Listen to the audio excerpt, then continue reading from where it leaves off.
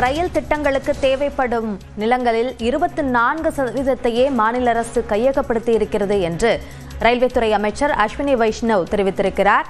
முதலமைச்சர் மு.க.ஸ்டாலினுக்கு இந்த பதிலை மத்திய அமைச்சர் தெரிவித்திருக்கிறார். கூடுதல் விவரங்களை நம்முடைய டெல்லி செய்தியாளர் சுசித்ராவிடம் கேட்கலாம். சுசித்ரா, அஸ்வினி வைஷ்ணவ் என்னென்ன பதில்களை கொடுத்துள்ளார்?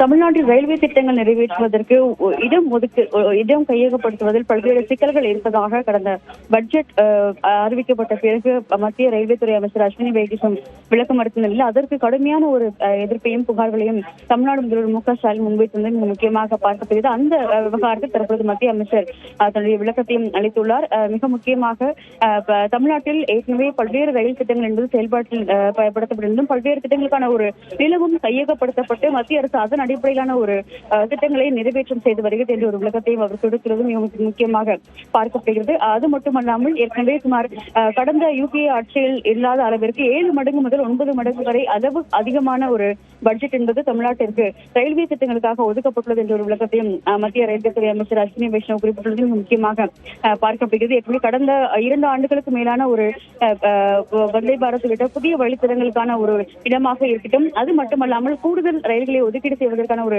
திட்டமாக இருக்கும் மத்திய அரசு தொடர்ந்து முயற்சித்து வருகிறது எனும், ஆனால் மாநில அரசுடைய ஒத்துழைப்பு முழுமையாக இல்லை என்ற ஒரு விளக்கத்தையும் அவர் இன்று குறிப்பிட்டுள்ளது முக்கியமாக பார்க்கப்படுகிறது.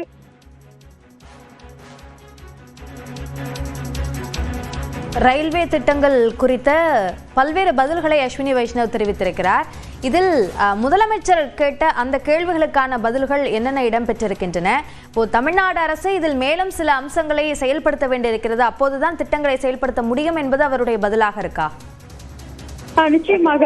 அதாவது தமிழ்நாட்டை பொறுத்தளவில் நிலம் கையகப்படுத்தல் தொடங்கி அது மட்டுமல்லாமல் புதிய திட்டங்களினுடைய செயல்பாடு என்பதை பொறுத்த அளவில் அவர்களுடைய ஒத்துழைப்பு என்பது மிக அவசியமாக தேவைப்படுகிறது. அந்த ஒத்துழைப்பு இல்லாவிட்டால் மத்திய அரசினுடைய ரயில்வே திட்டங்களை செயல்படுத்துவது என்பது சிரமமாக இருக்கும் என்ற ஒரு கருத்தையும் அவர் முன்வைத்துள்ளதை முக்கியமாக பார்க்கப்படுகிறது. குறிப்பாக சாலை, அதாவது ரயில் தண்டவாளங்களை விரிவுபடுத்துவது, அது மட்டுமில்லாமல் ஏற்கனவே இருக்கும் பழைய பேசஞ்சர் ரயில்களுக்கு பதிலாக புதிதாக தற்பொழுது வரை விடப்பட்டுள்ள அந்த வந்தே பாரத் ரயில்கள் அது கூடுதலான ஒரு ஸ்லீப்பர் கோச்சுகளை வழங்குவதற்கான ஒரு திட்டமிடலும் மத்திய அரசுக்கு உள்ளது எனவும், ஆனால் அதற்கான ஒரு முழு ஒத்துழைப்பு என்பது மாநில அரசிடம் இருந்து இல்லை என்ற ஒரு புகாரைத்தான் மத்திய அமைச்சர் முதல்வருக்கு பதிலாக கூறியுள்ள அந்த ஒரு எக்ஸலத்தில் பதிவிட்டுள்ள அந்த ஒரு பதிலில் கூறியுள்ளதையும் முக்கியமாக பார்க்கப்படுகிறது.